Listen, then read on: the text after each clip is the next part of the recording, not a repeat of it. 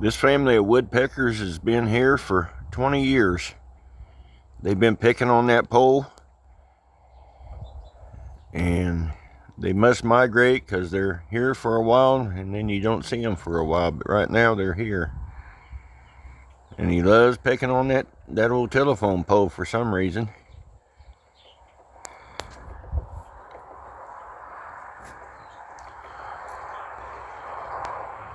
Get a little better shot here.